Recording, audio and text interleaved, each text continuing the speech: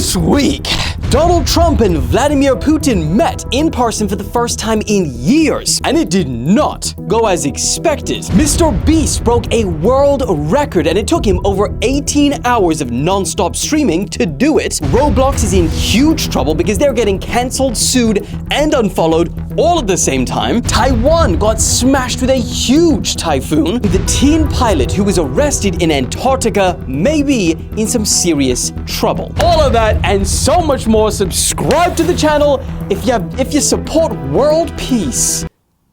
You support... You do... How dare you? So, without further ado, let's stop the public shaming and let's get... defaming? Defaming!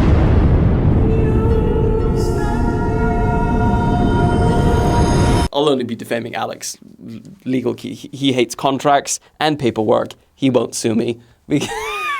Okay, let's kick today off with the event the entire world was watching last night on the edge of their seats, including me. I was actually watching from bed. In fact, I've delayed this entire video to make sure that you guys get this story in today's roundup. Now, as you guys probably know, Putin and Trump were scheduled to meet in Alaska to see if they can make any progress to ending the war in Ukraine, which, for gravity, this is the most deadly war since World War II, so it's gotta end. Now, Putin, this was his first time in the US for over 10 years, so it was a biggie. Especially since the beginning of the invasion, Russia was made a pariah, and he hasn't stepped foot in a NATO country, so this is a massive deal. But instead of meeting in DC, like most world leaders do, they ended up meeting on a military base in Alaska. Anchorage, a part of America which you probably know used to be owned by Russia. Now, the major thing before this was like everyone knows that Putin has a long history of making other world leaders wait. And it's said that, you know, how much he respects the person or the country is how much he'll be late by. So in the past, he's made Japan wait 2 hours, Germany wait 4 hours, India wait a full hour, Obama wait 45 minutes. The Pope Francis, he made wait almost an hour. He only made Queen Elizabeth wait 14 minutes though, so...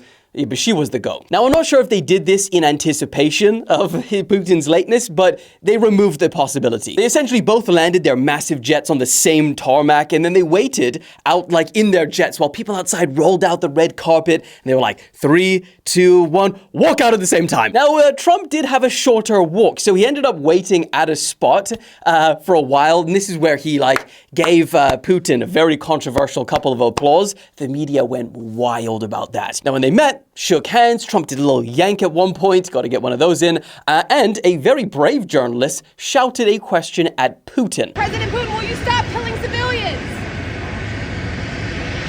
Now, they both got into the same car called the Beast, which is actually quite unusual. And they were pictured together smiling and chatting. And again, the media went crazy over that part too. And to be fair, it wasn't just the media. A lot of people didn't like, especially Ukrainians, didn't like how friendly he was being welcomed into the country and, you know, all things considered. But then others said, you know, this is just part of the negotiation. This is how you make a deal. You get them on your side so that you get what you want. Now, after a short 10-minute ride, they made it to the actual meeting room where they got absolutely berated by press.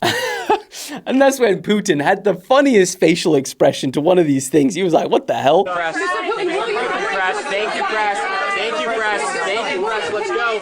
Thank you, press. Thank you, press. Thank you, press. Let's go. Come on, guys. Come on. Now, no questions were answered under the, you know, banner of pursuing peace. They closed the doors, they all said get out, and they started their over 3-hour negotiations, which is actually 3 to 4 hours shorter than one Russian official said it probably would be. He said it would be like 7 hours. So some people, when they came out, they're like, oh, maybe that's a good sign it was a bit shorter. And to be fair, both sides did say that it went very well, but then again, they would. They both got on stage, each made their statement. Putin spoke first, which is fairly uncommon according to the press there. And he said something that to me felt like weirdly friendly and threatening at the same time. He said that both US and Russia, though separated by the oceans, are close neighbors. He said, we're only 4 kilometers apart and we're very close neighbors, and that's a fact. And then he also revealed that that's what he said when he greeted Trump on the tarmac. He said, hello, dear neighbor. It's good to see that you're alive and well and healthy. He's just full of those passive-aggressive, I'll f***ing kill you. You know, we were just so close. A stone's throw away, a nuclear missile's throw... Sorry, this is serious. Now, Trump acknowledged on stage that there was no deal, but he said that great progress was made, but ultimately we didn't get there. He said that he will call some NATO allies and some other people, including Ukraine's Zelensky, saying that ultimately the deal is up to them because they will have to agree. Interestingly, though, both Trump and Putin did indicate one thing. They hinted at one thing, but they didn't reveal what it was. Putin said that in order to make long-lasting settlements, there needs to be the elimination of the primary causes of conflict. Didn't elaborate on that. And then Trump, I guess, was hinting at the same sort of thing, but he said many points were agreed to, a few remain, adding that one is the most significant. No idea what that is. Now, unfortunately, they did not take questions again for the second time from the press. And instead, Putin ended it by suggesting, in English, I think that was the first time and only time he spoke in English, but he suggested this. Again, Mr. President, I'd like to thank you very much, and we'll speak to you very soon and probably see you again very soon. Thank you very much, Vladimir. Next time in Moscow.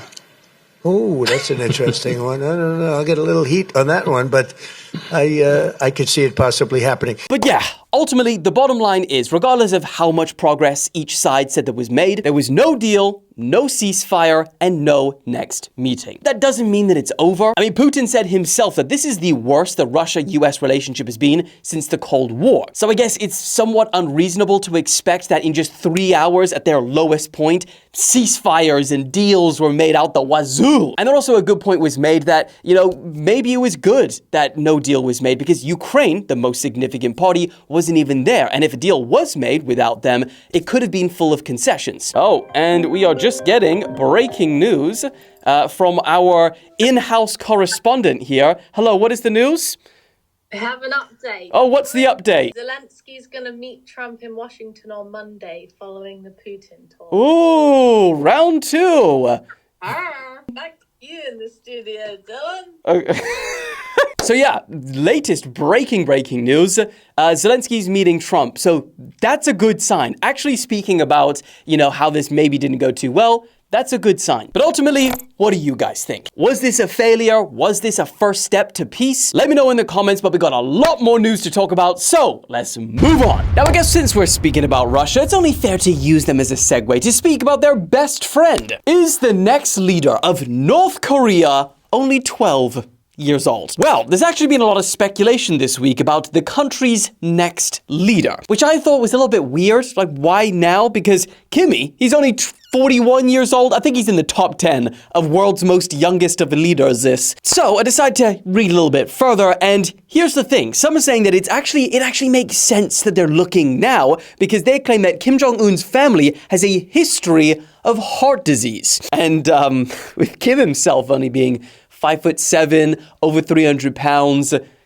smokes too. Who knows when the old feeder could kick it almost any time. So, experts of North Korea, I guess that's a title for some people, say the current main contender is his 12-year-old daughter, Kim Jong-do. No, I'm joking. Sorry, French joke there to my 2 French viewers. Her actual name is Kim Ju-ae. So I guess good news on that point. If she does take over, then we can still use the name Kimmy. Good. Now, according to a report this week by the New York Times, she was first introduced to the public in 2022, and it was in front of freaking ballistic missiles.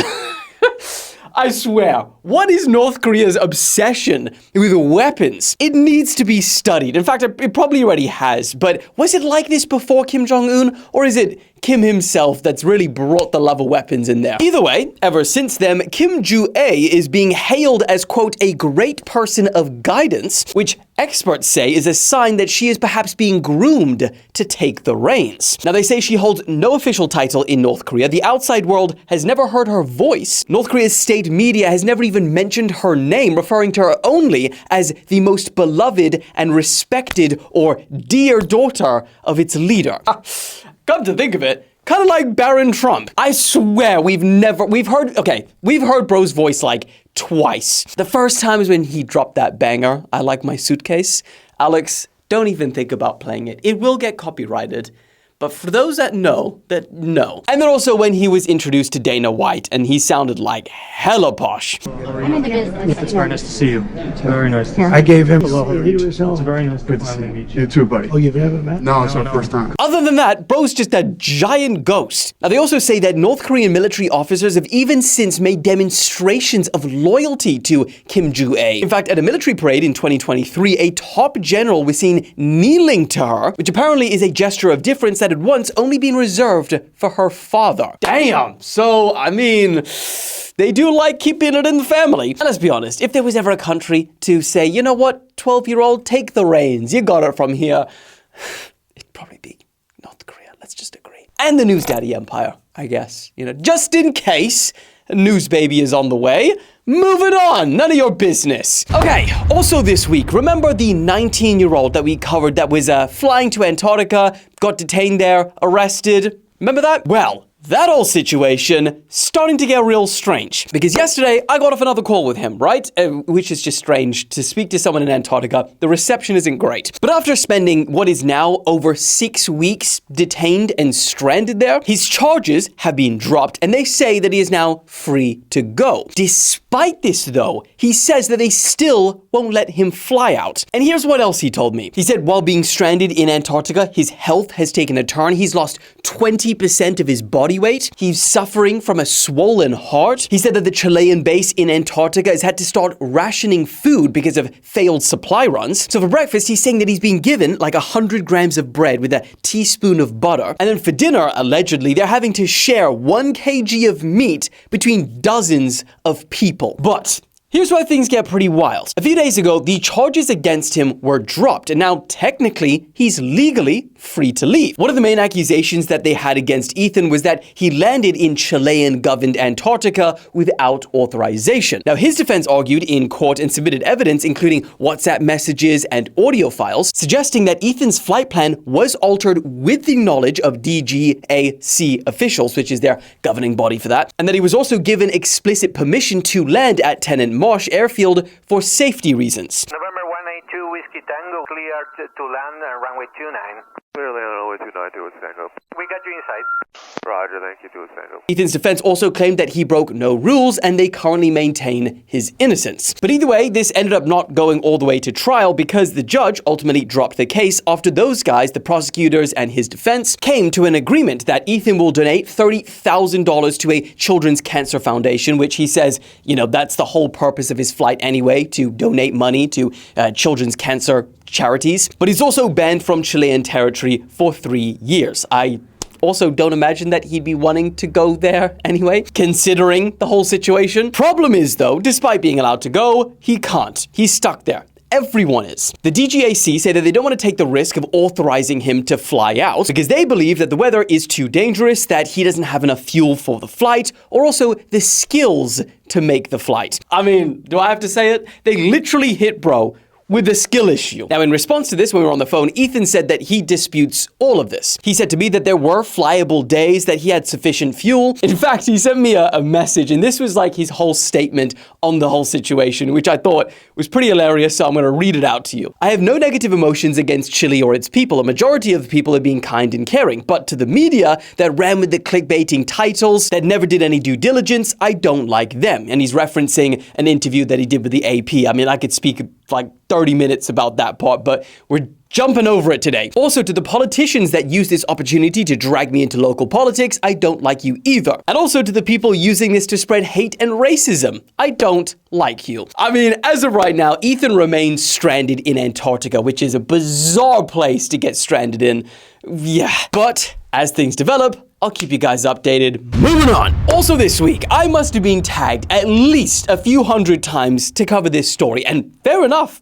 It is wild. Roblox is straight up getting cancelled this week. Now, this has got to the point where governors are getting involved. Louisiana's attorney general is suing Roblox. Creators are leaving Roblox's star program. The company tried to make not one, but 2 public statements, which massively backfired. There are rumors that Chris Hansen is now working on a documentary that will be investigating Roblox's handling of child safety issues. How you doing? All right. Should have a seat over in that chair, please. And we're even hearing reports that freaking Qatar has banned the game altogether, citing child safety concerns. YouTubers are fanning the flames of this whole situation by making videos. All of this in 1 week, and it started with a guy called SCHLEP. Now, warning, I'm gonna be having to say SCHLEP a lot in this video, so just buckle in. Oh, we're probably gonna have, I immediately went wong with Alex's brain, and he's gonna start some counter of SCHLEPness. If you can't beat him, join him. SCHLEP. Sorry, I'm joking. Now, SCHLEP is a YouTuber with over 700,000 subscribers, and he primarily makes videos about exposing predators in the Roblox community. In fact, he says that his work has led to 6 arrests in real life.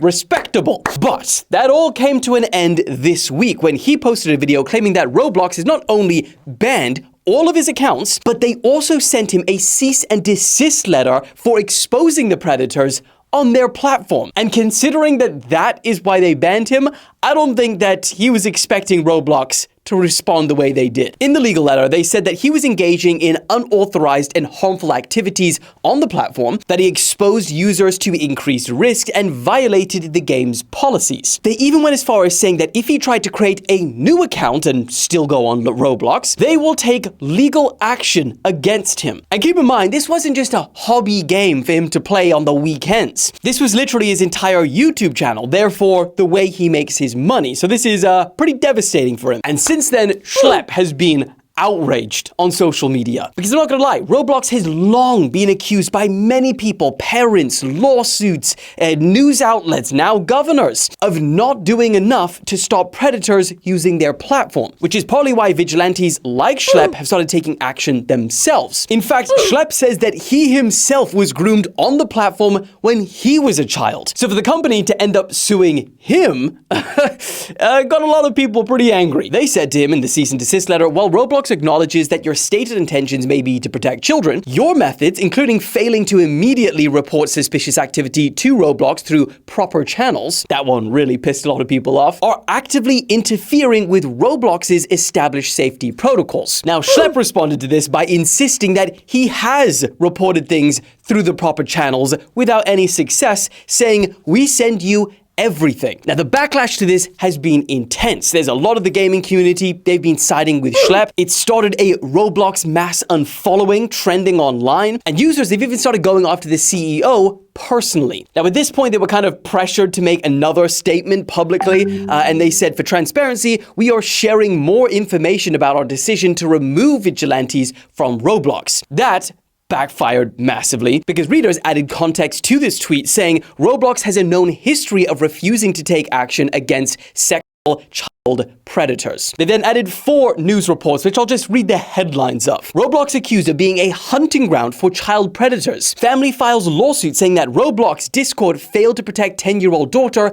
from being abducted. Lawsuits allege Roblox enables predators to groom children, and the list goes on. Even Congressman Ro Khanna made a video saying that Roblox doesn't do enough to protect kids, and then started asking everyone to sign a petition to try and get it to 1 million signatures to push Roblox to take action. So yeah, I mean, like, I don't think they're gonna get cancelled considering how many people use it. And also, some people have sided with Roblox saying, you know, about the whole vigilante thing, saying you can't just go out and fight crime if you believe that the police aren't doing enough, and you need to leave this whole situation to the people who are trained to do so. But what do you guys think? Should SCHLEP and other vigilantes like him be allowed back on the platform, or was Roblox fair enough to ban them? Let me know in the comments. Moving on. Oh, okay. This next story is wild. The UK's foreign minister, right, is a top official, David Lammy. He recently went fishing with JD Vance during JD Vance's vacation. I think that's what the vacation, that's what they call it in America, in the English countryside. But it turns out that fishing was illegal.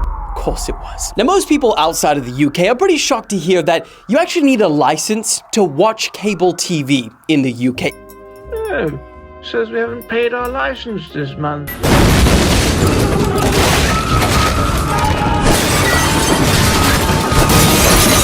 In fact, actually, brought something to show you, Exhibit A. I myself recently got a letter urging me to act now to avoid breaking the law. And also saying that, you know, we can send an officer to your house and they will check if you are watching TV illegally without a license. Real thing right here. Get out of here! You think I watch TV anymore? Get on the whip wall. How dare you insult me in my own home? God, we go off on tangents on this channel. Point is, that doesn't apply to me because I don't watch cable TV anyway. Legally speaking. No, seriously, I don't. Sorry, wild tangent. But another thing that you need, another license that you need, back to the story, is something called a rod license if you want to go fishing. That's another thing you need.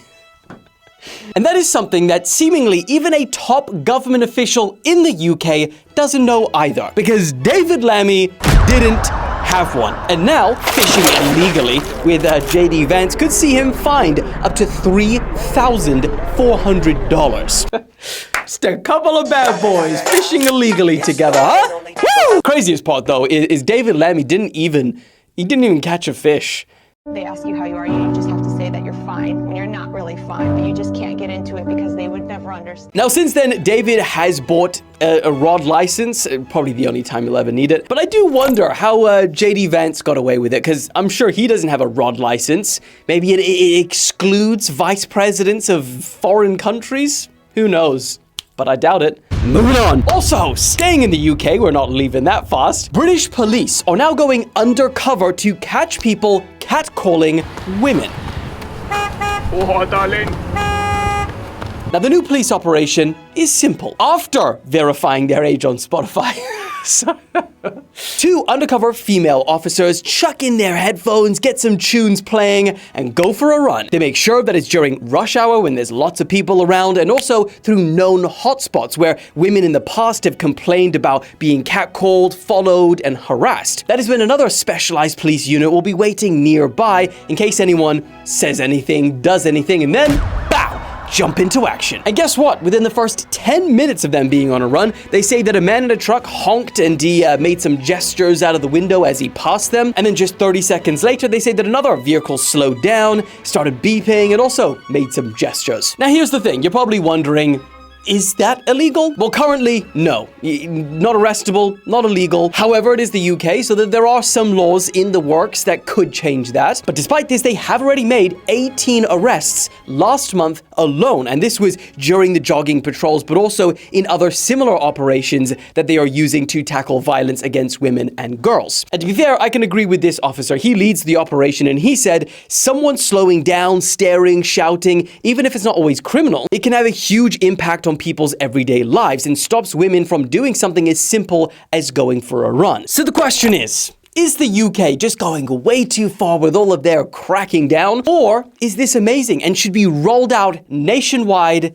ASAP? Let me know your thoughts in the comments. Moving on. Now, also this week, Mr. Beast broke a world record. In fact, it's a world record that we just happen to be speaking about quite a lot recently on the channel. The most amount of money ever raised by a YouTuber or content creator in a single campaign.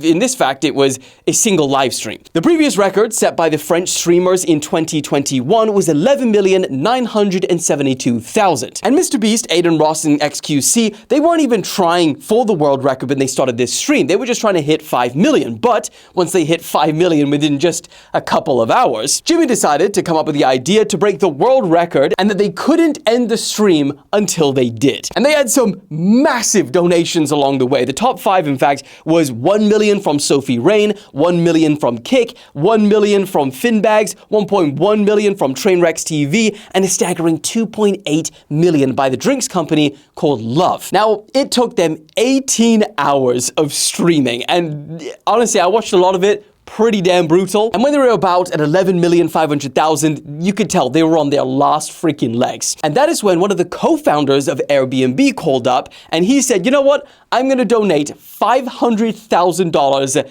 and push you over the line. And that is that. Another world record just to add to the building amount that he's freaking getting. Now, this is, of course, for Team Water. And I just checked the website. They are only $10 million only. Jeez, the fact that they make these numbers sound small is insane. But they're only 10 million away from hitting their 40 million target in the month of August. And what are we?